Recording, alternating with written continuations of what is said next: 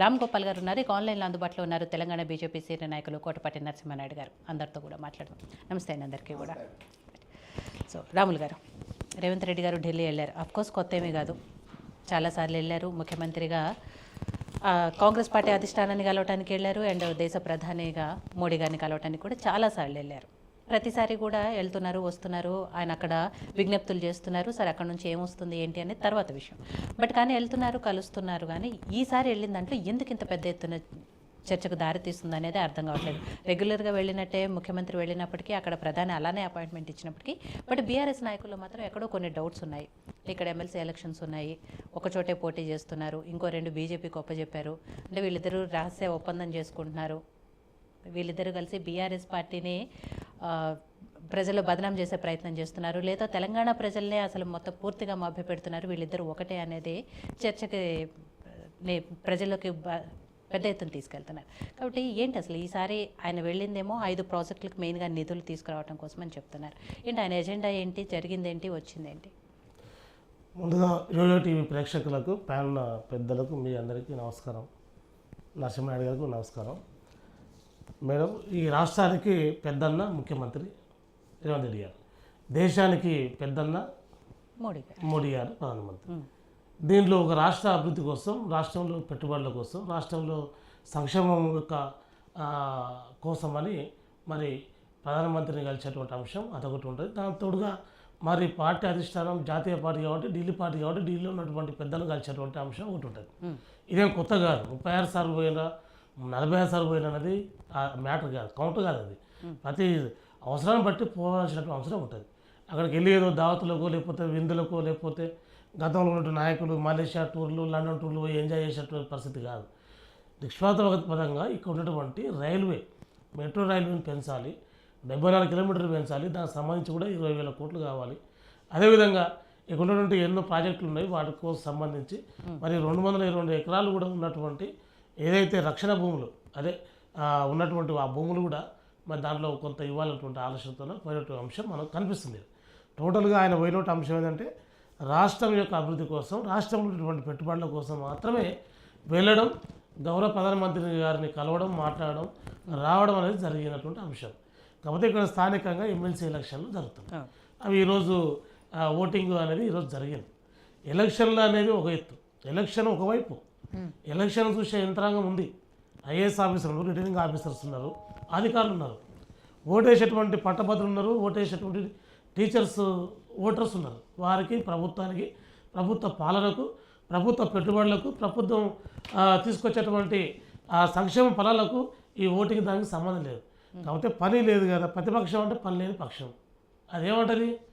అది ఏ పాటనే కానీ ప్రతిపక్షం అనేది వాళ్ళకు ఉన్న పని ఏంటంటే విమర్శించడం, ఏదో అవుతుందని భ్రమ చూపించడం, ఏదో జరుగుతుంది అని చెప్పేసి ఒక హైఫై చేయడం, ఒక సినిమా ప్రతిపక్షంగా ఉన్నప్పుడు కూడా అదే చేశారా?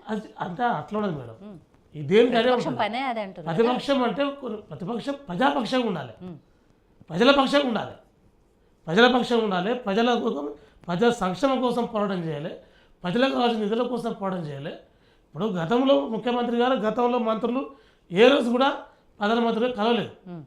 మళ్ళీ అందులో ఒక రకం చూస్తే మరి బీఆర్ఎస్ పార్టీ, బీజేపీ పార్టీ స్నేహపూరిత పార్టీలు, ఆయన కూడా పోయి కలవని పరిస్థితి. సుదీర్ఘంగా కాంగ్రెస్ పార్టీ అనేది దేశంలో వివిధ రాష్ట్రాల్లో కాంగ్రెస్ వర్సెస్ బీజేపీ మాత్రమే ఉంటుంది. ఇది ఎప్పుడు దాయదులు ఇవన్నీ కూడా ఎక్కడ లోపాయికారి స్నేహం కానీ, అంతర్గతంగా ఉన్నటువంటి మిత్ర లాభం అనేది ఉండదు. ఇది జగమన్న సత్యం. అది కాంగ్రెస్ పార్టీ విధానాల కోసము కాంగ్రెస్ పార్టీ మీద పోటీ చేయడానికనే బీజేపీ పార్టీ పుట్టింది. 1980లో పుట్టింది. కానీ అప్పుడు ఉన్నటువంటి వేరే పార్టీలు లేవు కదా, ఇప్పుడు ఉన్న పార్టీలు లేవు కదా. కాబట్టి ఎలక్షన్ వైపుగా చూసుకోవాలి.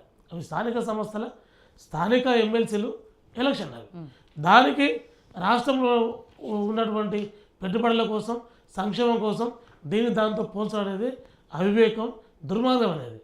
మనకు ఈ రాష్ట్రం సుభిక్షంగా ఉండాలి, ఈ రాష్ట్రంలో పెట్టుబడులు కావాలి, ఈ రాష్ట్రంలో ఉన్నటువంటి సమస్యలు తీరాలి, ఈ రాష్ట్రంలో ప్రజలకు సంక్షేమ ఫలాలు అందాలి అంటే ఖచ్చితంగా మరి కేంద్ర ప్రభుత్వం ఉన్నది. మరి ఆ ప్రభుత్వంతోన మాట్లాడుకొని నిధులు తెచ్చుకోవాల్సిన అంశం ఉన్నది.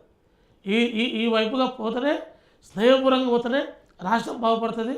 ఈ రాష్ట్రంలో ఉన్నటువంటి ప్రజల యొక్క సంక్షేమ పరంగా వెళ్ళాల్సిన అంశం ఉంటుంది. కానీ ఎలక్షన్ వేరు, మరి సంక్షేమం వేరు. ఈ రెండు చాలాసార్లు చెప్పారు ముఖ్యమంత్రి రేవంత్ రెడ్డి గారు, చాలాసార్లు చెప్పారు ఎలక్షన్ టైంలో నీవు కొట్లాడదాం. మొన్న కూడా నారాయణపేట సభలో పెద్ద బహిరంగ సభలు జరుగుతున్నప్పుడు అక్కడ డీకే అరుణ గారు చెప్పిన అక్కని సంబోధిస్తూ, అక్క మీరు ఎంపీ ఉన్నారు, పెద్ద పాత్రలో ఉన్నారు, అక్క మీరు కూడా భాగస్వాములు కాండి, మీరు కూడా ఢిల్లీకి వెళ్ళండి, ఢిల్లీ నుంచి మన ప్రాంతానికి నిధులు వచ్చే విధంగా మీరు ప్రయత్నం చేయండి అక్క అని సంబోధించడం జరిగింది. అంటే అక్కడ పార్టీలు పక్కకి వెళ్ళడం జరుగుతుంది. అక్కడ ప్రజలే సంక్షేమంగా ఈ రాష్ట్ర అభివృద్ధి లక్ష్యంగా పనిచేస్తున్నారు. కాబట్టి మనం అప్రిషియేట్ చేయాలి. ఏదైనా లోపాలు ఉన్నప్పుడు విమర్శించడం కరెక్టే. అది కూడా రాష్ట్రానికి లాభం అయ్యే విధంగా, ప్రజలకు మేలు జరిగే విధంగా విమర్శలు ఉండాలి. కానీ అది కూడా ఎలక్షన్లకు లింక్ కట్టి, కలెక్షన్ లింక్ కట్టి వ్యంగ్యంగా, ఏటకారంగా, సుటకారంగా మాట్లాడదు కరెక్ట్గా. కాబట్టి ఇవన్నీ కూడా క్రోడీకరించుకొని గౌరవ ప్రతిపక్ష మిత్రులు మాట్లాడితే మంచిది. లేని పక్షాన కూడా మన జరిగిందే జరుగుతుంది. ఎందుకంటే గర్వం ఎన్ని రోజులు ఉండదు, పైసలు ఎన్ని రోజులు ఉండదు. ఆనాడు పదవులతో అధికారంతో గర్వం చూపించింది, ఇప్పుడు పైసలతోనే గౌరవం చూస్తుంది. అదే పైసలు లేకపోతే, వాళ్ళ దగ్గర పైసలు లేకపోతే ఈ మాటలు వస్తాయా? కాబట్టి పైసల అహంకారంతో మాట్లాడుతున్నారు. మేము ఉద్యమకారుల పక్షాన్ని చెప్తున్నాం, సీనియరు అప్పుడున్నటువంటి టీఆర్ఎస్ పార్టీ కార్యకర్తలు చెప్తున్నాం, చాలా ఉందాతనంగా ఉండాలి, అందరినీ కాపాడుకునేటట్టు ఉండాలి, అందరినీ ఈ రాష్ట్రం సుభిక్షంగా ఉండేటట్టు మీరు సైతం భాగస్వాములు కావాలి. అంతేగాని ప్రతి దాన్ని బుద్ధతంలో పెట్టి ప్రతి అంశాన్ని రాజకీయంగా వాడుకోవాలని చూస్తే అది చాలా దుర్మార్గం, ప్రజలు క్షమించరు. ఇది మళ్ళా ఉన్నటువంటి పరిస్థితి. సో నరసింహనాయుడు గారు, ఇక్కడ ముఖ్యమంత్రి రేవంత్ రెడ్డి గారు ప్రధాని